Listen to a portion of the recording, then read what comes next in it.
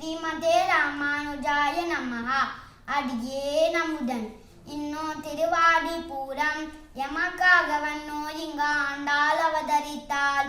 குன்னாத வாழ்வான வைகுண்டவான் போகன் தன்னை இகழ்ந்து ஆய்வார் திருமகளாரார் என்ற உபதேச ரத்தின மாலையிலே சுவாமி மணவாள மாமுனிகள் ஆண்டாள் திருவதாரத்தை பற்றி அருளி செய்துள்ளார்.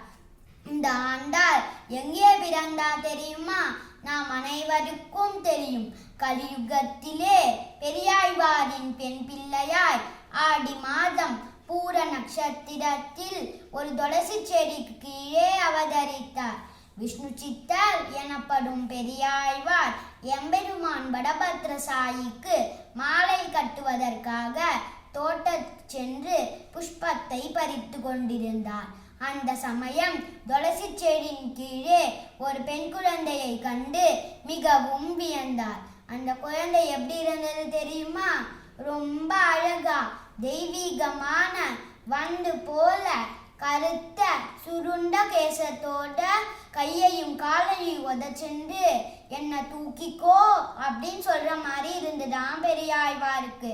வாரி எடுத்தாராம் குழந்தையை பெரியாழ்வார். அதற்கு கோதை என்கிற திருநாமத்தை சூட்டினாராம். கோதைனா தொடுக்கப்பட்ட மாலை என்கிற பொருள்.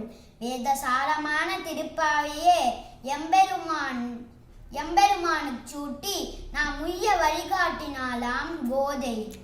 எம்பெருமானால் கொடுக்கப்பட்டவள் என்றும் எம்பெருமானுக்கு கொடுத்தவள் என்றும் கூறலாம்.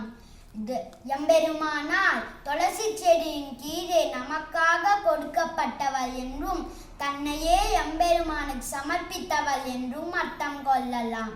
வடமொழியில் கோதா என்று அழைக்கப்படுகிறார். பூமி பிராட்டியே ஆண்டாளாக அவதரித்தார். பெரியாழ்வார் கண்ணனின் கதைகளையே தேனும் பாலும் கண்ணலுமாக ஊட்டி வளர்த்தார்.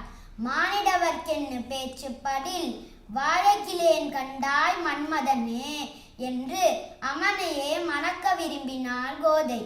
ஸ்ரீ ஆண்டாள் திருவடிகளே சரணம். ஸ்ரீமதே ராமானுஜாய நமஹ.